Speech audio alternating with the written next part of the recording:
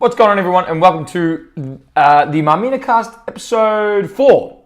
This is not the episode you were probably expecting, and it's a little bit different to what I actually intended or had in mind when I decided to do this. I just couldn't get the audio right. It was a bit too weird. It was echoey. Hopefully this is a little bit better, and it will be more a traditional podcast as opposed to the idea of more like an interview type of thing. I'll still be doing interviews, and I've got a few planned very soon, which is really exciting.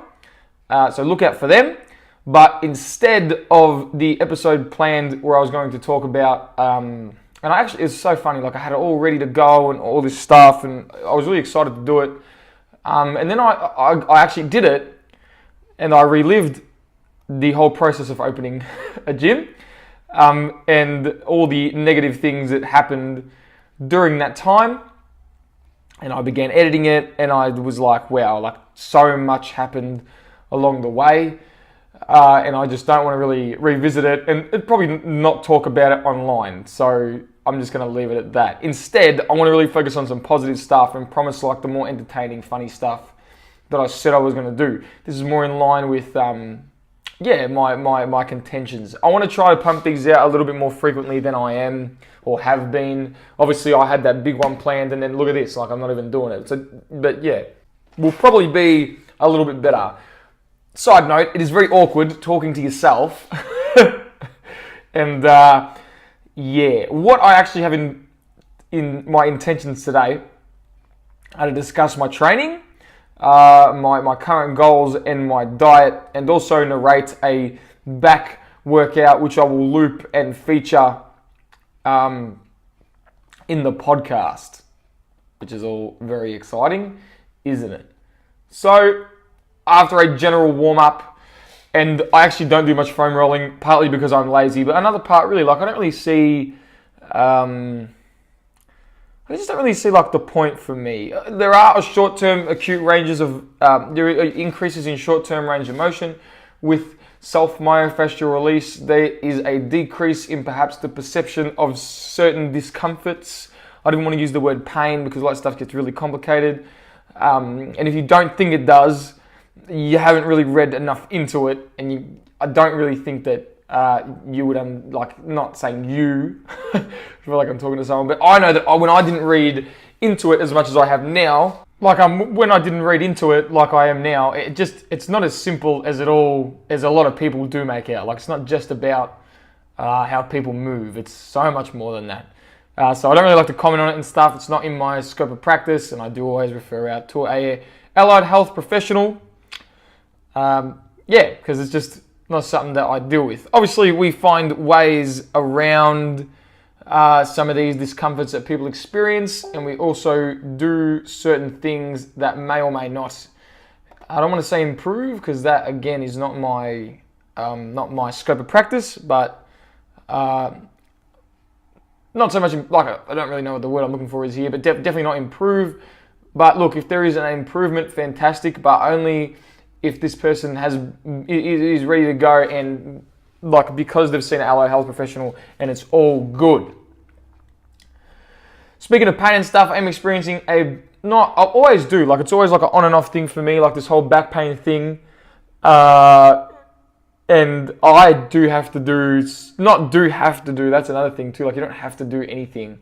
But there are certain things or exercises that I will do, and I perceive, keyword, that they may aid me in experiencing less discomfort. Again, questionable stuff, not something that we're going to go into today.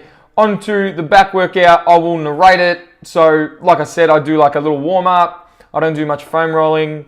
My warm-up really just consists of some random general warm-up stuff. It's not really a time for mobility in a warm-up. Some things that mobilize, but everything, all these terms are so funny, exercise is mobility in a sense, you are performing an exercise and trying to achieve the greatest range of motion you can based on your orthopedic profile, and in order to do that, you do need to be more mobile or mobile enough to perform that exercise. And a really good example of this is RDLs. I never used to be able to RDL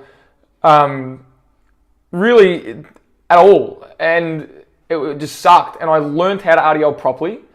And then in the end, I was able to hit the floor. I didn't do any hamstring stretches, or I didn't do any like hamstring mobility. I just kept RDLing until I got better at RDLs.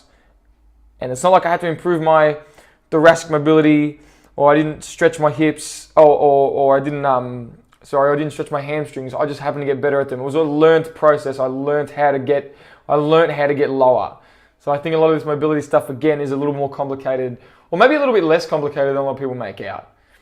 Anyway, onto the back workout. I am doing load computer. Come on, you bugger. Oh, I haven't even clicked the window. So here I am doing a bent over barbell row. How exciting. And I really like these. This is my like hypertrophy back workout. I really like these to start off the back workout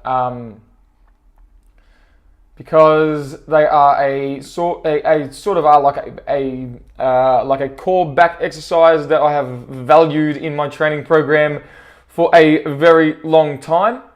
Obviously, you need to perform them quite safely. They're one that like people do complain is not a good word to use.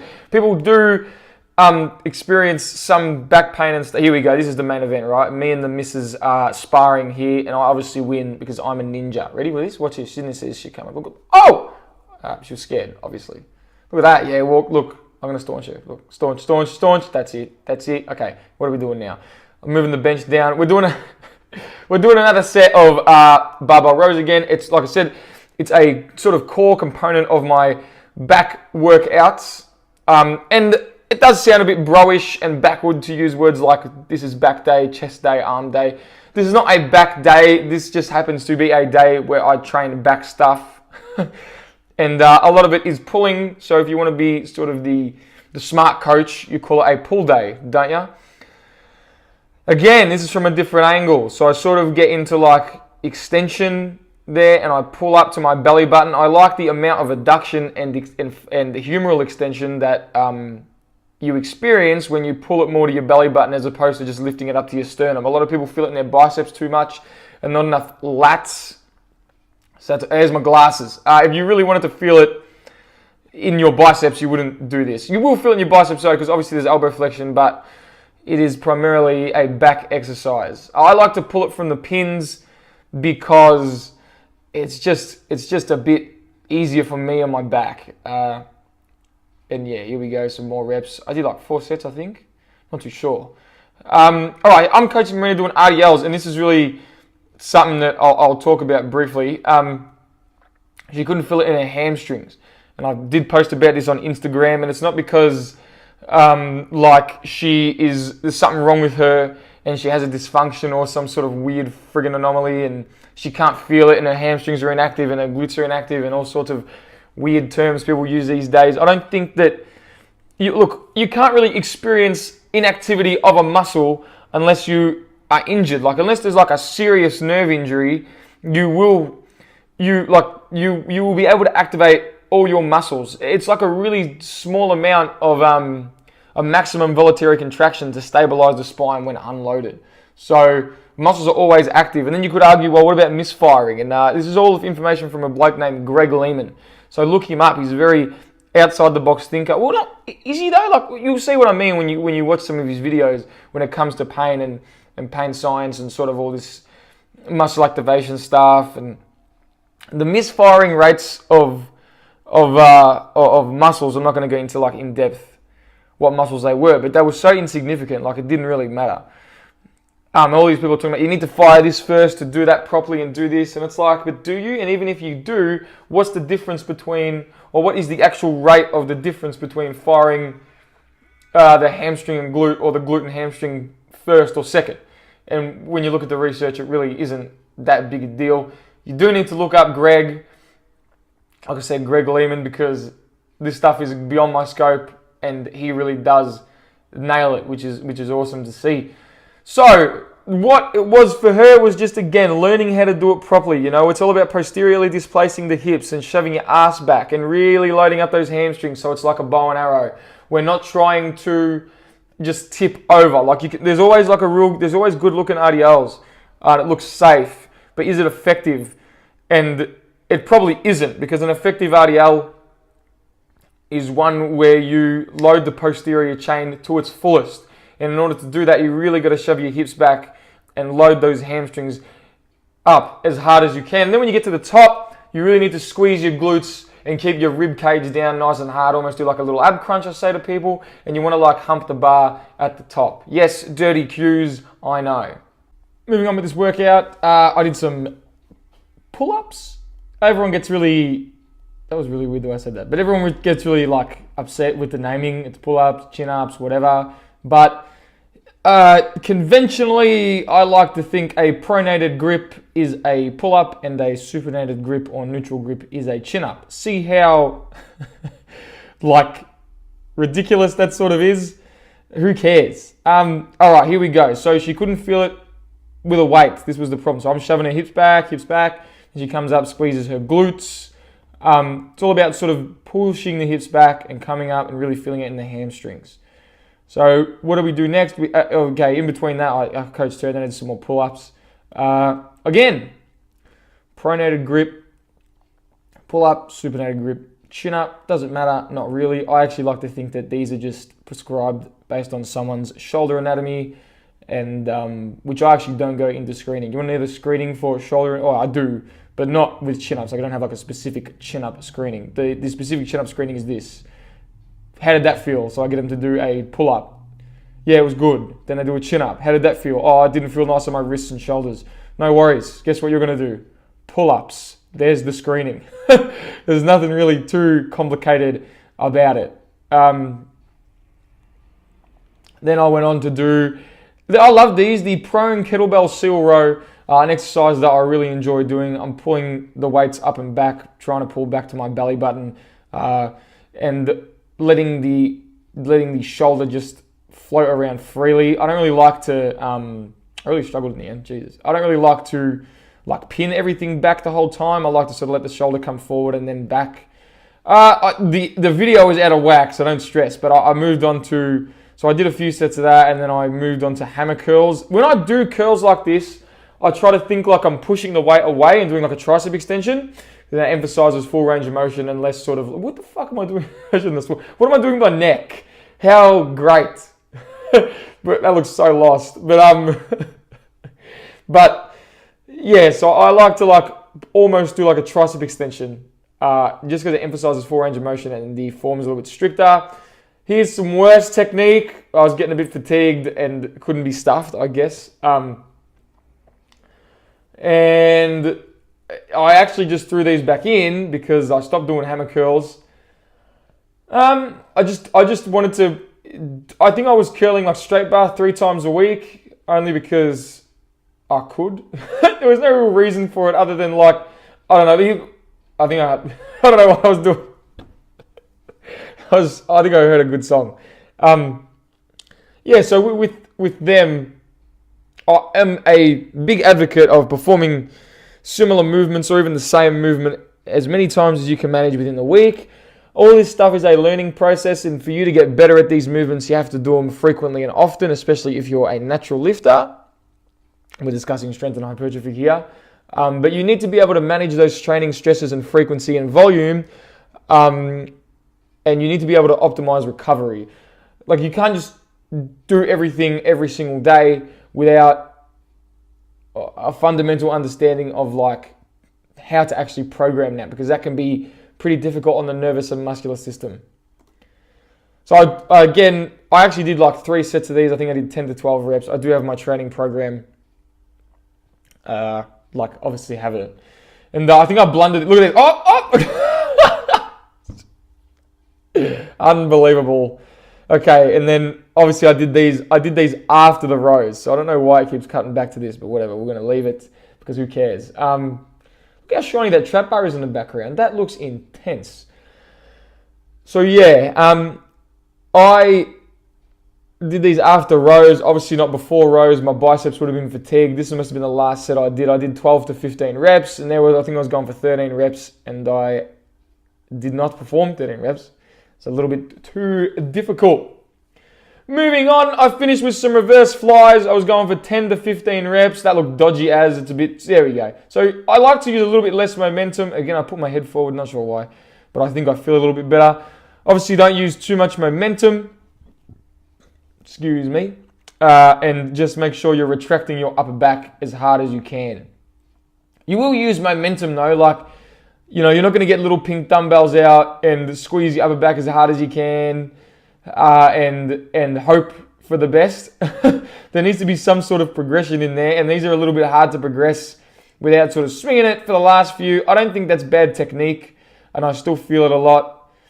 And I'm obviously aware of, I tripped. Fuck, that's terrible. I'm obviously aware of my limitations and my body now training for the time I have been training. I was not very big, so I'm not trying to say I am, because everyone gets all upset on the internet. But throw the weights, that's it. Now I've lost my train of thought. So that was the back workout in a nutshell. Let's talk about the general workout plan as a whole and what I'd like to do now in terms of my goals, etc.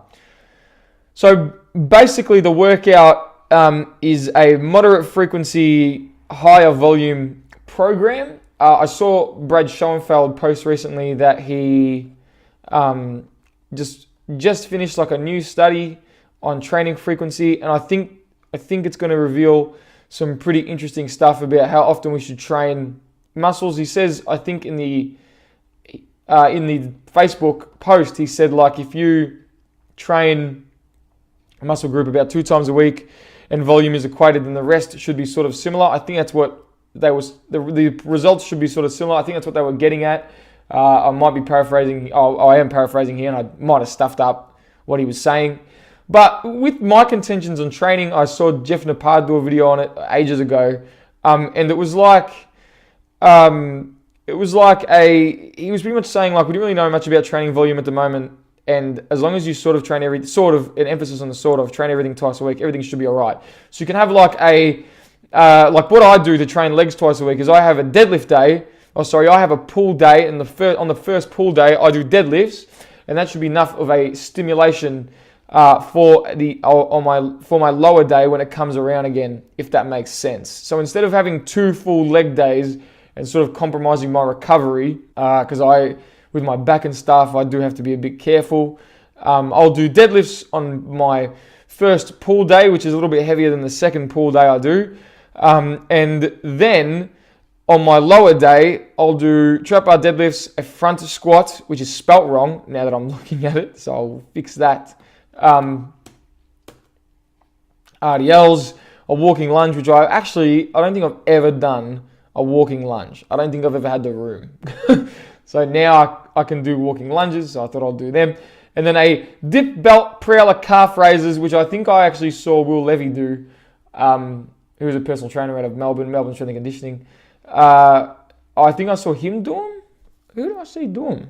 I think it was Will, outside of his gym in Melbourne. So they are pretty good. I wrap because I don't have a machine calf raise, so I wrap a kettlebell, or I attach a kettlebell to a weight belt, and I'll do calf raises. I'll do 12 to 15 reps. The only problem with this is that there are a lot of people out there who can calf raise a lot, even with good techniques. Some people do calf raises, and it's shocking, and I'm waiting for an Achilles to friggin' tear, which could happen. So that's the limitation of that exercise, is that how many kettlebells can you really put on there? So I've got the 32 kilo kettlebells, and so the highest weight I could probably do realistically is 64 kilos, which is a lot, and if you do it properly, that sucks. Another way to really make that difficult would be to do a single leg kettlebell dip belt prowler calf raise. What a name for the exercise. And that should be a sufficient enough stimulus even with a very light weight or even no weight at all, to be difficult. So I'll run through every day. I won't go through like the acute exercise variables, but I will talk about them in general. So at the moment, I'm trying to lose a bit of lard that I have gained over the bulk, over the massing phase. And yes, I do still train like this. Like I still, it's really like it's not unpopular these days. Like heaps of people do it, but in like conventional fitness circles, or like sort of like the performance fitness circles, I just don't hear much about it. And I'm not sure why. Like, you know, it is a tried and true principle of training for size and strength. Even though there is research out there showing that if we do, if you can still gain muscle in a calorie deficit, it's just not as good as if you. When I say good, I mean like not as effective as if you ate in a calorie surplus and ensured you were gaining weight and probably muscle, provided you are lifting heavy enough and consuming enough protein. But you can still gain muscle in a calorie deficit, but only for really like new lifters. Like I probably wouldn't gain muscle in a calorie deficit unless I probably would, but it wouldn't be substantial in my training program. All the stars would have to friggin' align, the planets would have to align, and like it would, you know, all these things can happen. It's just not something that would happen all the time. So I'll run through my training program. We'll talk about it. Leave comments and stuff if you want to know more. It's nothing special. I'm not Jack, so it's probably not something that, you know, you would want to do. And you probably shouldn't do my program anyway because it's for me and not for you. And that goes for just any program that's out there. So, like I said, I was going to talk about the acute variables in general. They are, like I said, I'm trying to lose a bit of weight. I'm still eating a fair bit, 2,900 calories, 300 something grams of carbs, 180 grams of protein, and like 90 grams of fat. So it's still like a fair bit of food. People would kill to eat that and lose weight. So I'm pretty happy with where I'm at. And that's what they're saying, like, well, he has a fast metabolism. It's not about having a fast metabolism. Like, I really don't think, like, obviously people's metabolisms are different, but that's not because, like, I have a magical metabolism. That is largely to do with the factors that govern my total daily energy expenditure, which yes, is resting metabolic rate. But a lot of people forget about non-exercise activity thermogenesis, aka NEAT, which we'll refer to as for the remainder of the discussion. And that's got a lot to do with just about everything you do that's not exercise. Like I talk with my hands a lot, I move around a lot, I'm in the gym a lot, but for the majority of the day, I actually sit in a computer. But yeah, that has a lot to do with my fast metabolism, quote unquote, if you will. And yeah, it's not that I can eat like that because the factors that govern my total daily energy expenditure are whether they're governed by my nervous system, like NEAT is for the most part in general, or they are a product of genetics, etc., and lifestyle. It's because of all that. It's not because like my metabolism is fast. That's a sort of weird way to put it. Like I said, it's a little, well, I haven't said this, but it is a little bit more complicated than this person has a fast metabolism. This person does not. And yes, some people do have faster metabolisms than other people, but a lot of it is to do with lifestyle and behavior. So, let's talk about what I do on my first pull day. I do deadlifts. I do lowish, I'm just going to like talk general, so 5 to 7 reps, and I won't talk about sets too much.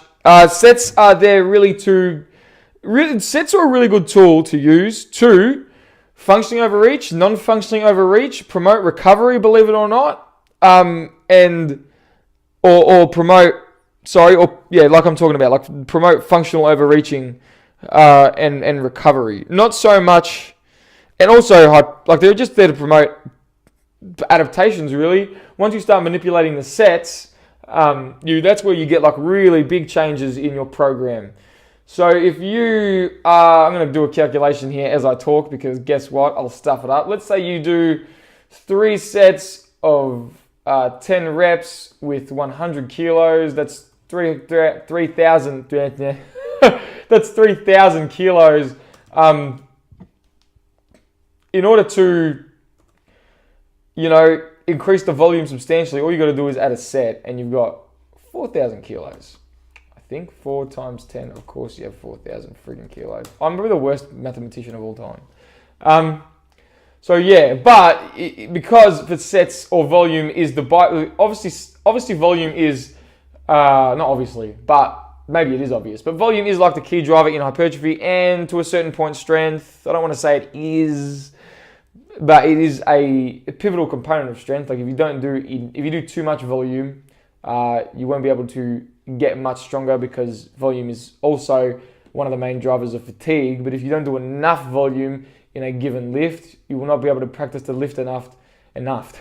You'll not be practicing the lift enough, learning the lift and progressing the lift. So I use whatever sets and reps I do not a maximum recoverable volume. I sit around a volume I can do and still adapt to and not compromise my recovery.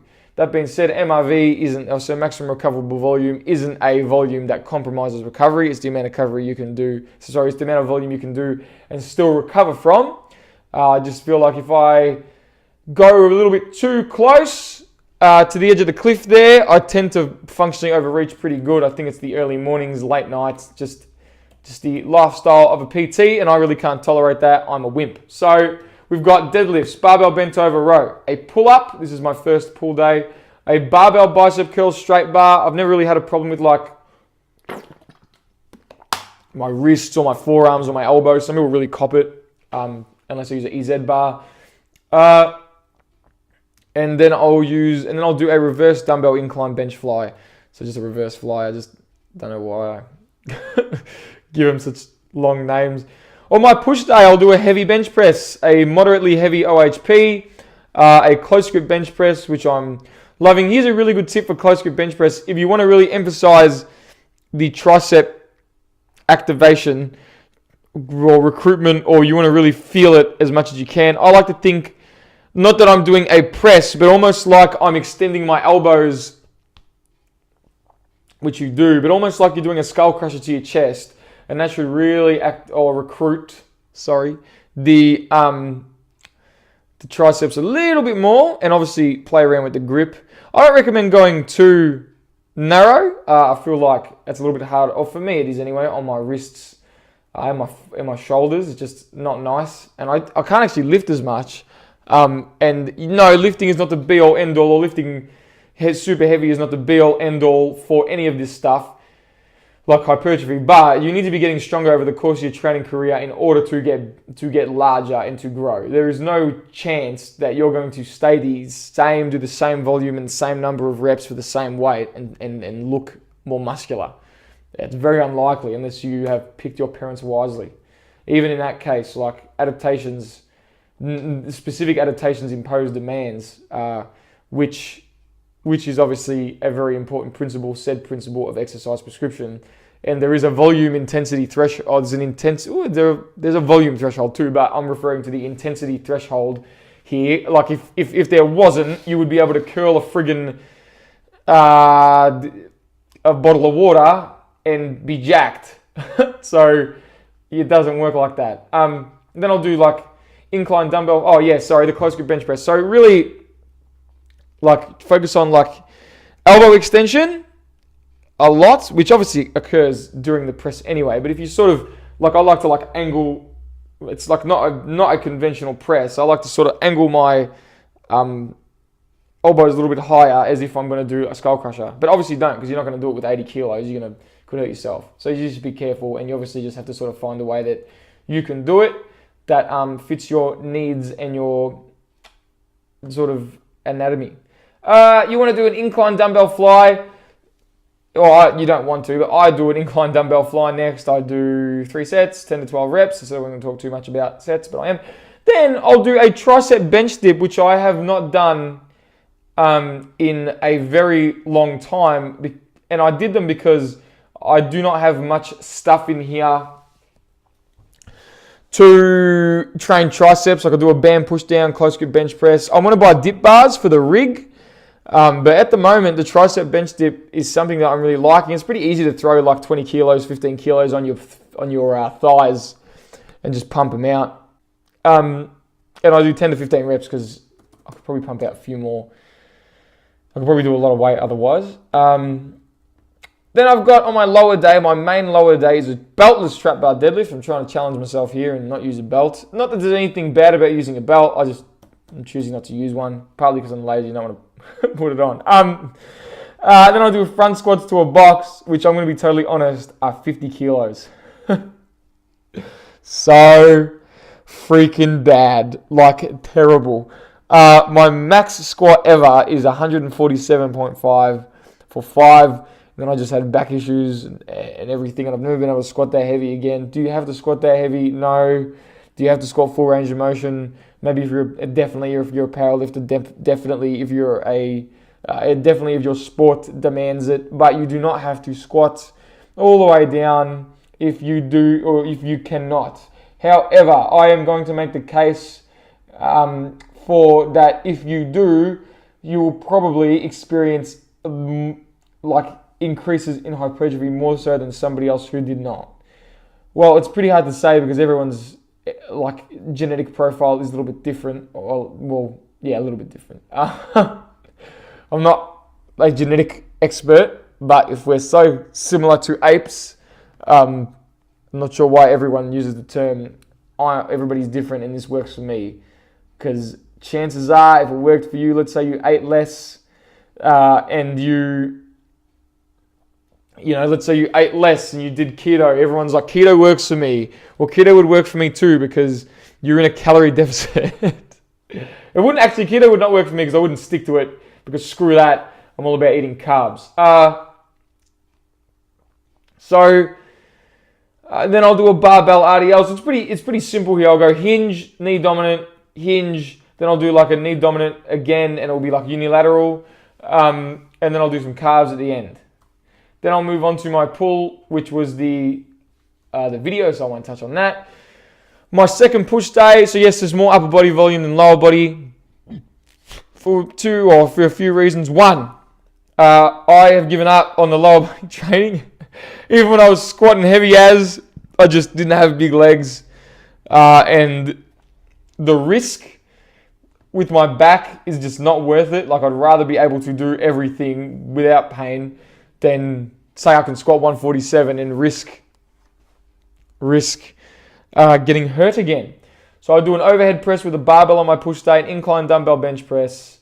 I'll do seated dumbbell overhead press, straight bar bicep curl, and then I'll do barbell bicep curls again. Biceps are small muscles, so you could train them more frequently than a lot of people make out. Like rear delts are small, biceps are small, triceps are small. You could really train all those little tiny muscles.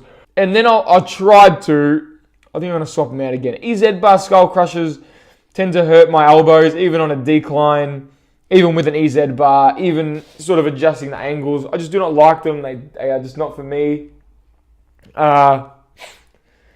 If something hurts, it sounds cliche, but either find a way to do it. And I think majority of the time training clients, I have seen people experience pain and they lift, and all I do maybe is change where their feet are, and then they'll do the same lift again, and they won't experience pain. Or if it really does hurt and you've tried everything, just don't do it. It's as simple as that. I'll briefly discuss my diet and how it's going. So I started bulking. I hate the word bulking. I started massing. Everyone uses massing now. Massing is way cooler. Like, so that you got to mass like church. And, gym is church for most people, or for some people. For us fitness-savvy people. And I took 20% from my massing calories, which was 3,550. And that is that gave me 2,840 calories. I'm very optimistic. So I like to think that 2,900 is where I'm going to start. Yes, it's 60 calories over, who cares? And we'll see what happens. I already feel a little bit less bloated, which is good. And it's great to see people start diets and go, wow, I feel so much better already. And it's been like 5 days and I look a bit leaner. But I'm like, of course you look leaner, like you're eating less. You're probably consuming less carbohydrates. And these carbohydrates are going to make you, potentially hold water. And you're probably eating less like sodium-rich food. And this sodium-rich food is also going to make you hold a little less water. Even the decrease in foodstuffs in the belly is going to make you look leaner. So it's not that you've lost fat in 5 days, and Jesus, I wish. But it's that literally you're just not as bloated. And instead of talking about my macros like I already have, I'm just going to talk about what a typical day looks like. Because everyone's like, what do you eat? Like everyone always asks, like, what do you eat? It must be so interesting to know what people eat. And it's like, it's not really. I don't know if everyone wants to know what people eat. Like, who cares?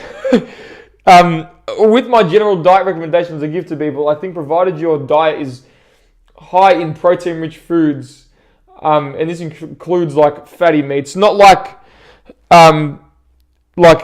cold cuts like salami and prosciutto like my old man likes. Just so I said that, it's because I'm a wog. Like, what are we talking about? But like steaks and stuff have enough fat in them. Really, for most people. If you make the majority of your diet a lean meats, vegetables, and fruits based majority of your diet around that, then eat high fiber, like cereals, grains, and all that stuff. Yes, you can eat freaking grains. I've talked about it in other videos and stuff. It is totally fine. A lot of the claims around like grains contributing to the development or contributing to the development is not what people say. But a lot of the time when people say like causing inflammation and stuff like that, I don't know where a lot of that information. I don't know where a lot of that stuff came from. But it's definitely not true. Like there is research out there to show that grains actually decrease or help manage inflammatory sort of processes that go on in the body. So not sure where all this fear-mongering came from, but yes, I've definitely not seen anything that makes me red alert grains and tell people not to eat grains. I actually tell people to eat everything. I don't think you should be restricting yourself based on like pretty much religious beliefs to dieting. Nutrition is very religious, so I don't really talk about it. Everyone really gets upset. Please don't have religious ties to your diet. And I'm all for a debated sort of discussion where we respectfully disagree with each other, but cracking the shits because someone told you that there really isn't research to back up your claim, and you really do need to present me with some significant and meaningful research to show me that what you're saying is true. Well, that's not really how it all works. It's not really like respectful for the debatees, if you will. So what do I eat? I get up, I have oats. I have yogurt on my oats and a banana, and I have a black coffee. Actually, before that, I train my 6 a.m. group, and I have a black coffee. I don't eat before that because I get up, have a shower, and I go to work, and then I'll eat breakfast, and after breakfast, I'll train. Breakfast was what I just told you. Then after this, it's pretty sporadic. Like, I literally have the same breakfast just about every day, but then after, could be anything. So a lot of the time it's Subway and another coffee. So I have 3 coffees a day. Get around me. I still have a latte even on a diet. It's skinny, not because fat is evil, but because there are less calories in a skinny latte as opposed to a full cream latte. No, the sugar is not going to kill you, and no, the calories are not the same because they replaced all the fat with sugar. It's totally fine. Sugar is not addictive. I don't even know. Oh, God. Sugar is not like cocaine, guys.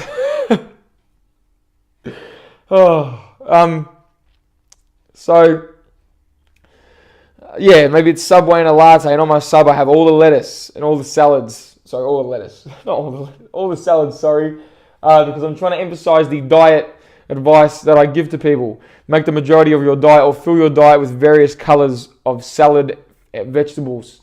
One thing I really don't do that I tell my clients is to have a different piece of fruit every day. I have 2 bananas every day, but what I would like people to do is have a banana and an apple, and the next day you have grapes and an orange. So you're always having different fruits every day, and that's going to give you a more sufficient micronutrient profile. Granted, if you are eating a lot of vegetables and just at least two bananas a day should be fine, and a mixed diet. If you're eating a mixed diet that isn't too restricted, or that isn't restricted at all, then you will be consuming enough nutrients most of the time. If you feel like you're not, go get your blood work done and then supplement multivitamins based on your doctor's advice. I'm not really a big fan of just getting like a multi and having it. I want people to know what they're taking and know how much they need to take. So go see a GP, get some blood work done. If you're really keen, you can see a dietitian too. Don't get meal plans from personal trainers. I don't do meal plans. I help people facilitate. Like adherence by finding like systems people can stick to long term. But other than that, no meal plans. I don't think they're realistic. I've written some of them that take 3 hours to write, and then people do not do them because they're just not realistic. So, meal plans are a no-no and not part of the service that I provide. I hope you guys found that the first sort of reiteration of the Marminacast informative. As mentioned, I'll touch on it again. I'm not going to release the other episode. It is a good... is it a good episode? It's a little bit negative, and I really don't want to promote negativity and all that stuff. I just want this to be entertaining and fun and informative. Informal, like I didn't have a script or anything. I just looked at the video of me training and I narrated that, and then I looked at my training program and talked everyone through it. If you guys have any questions, leave them in the comment section below. Thank you for your time. Speak to you in the next one. Ta-ta for now. TTFN.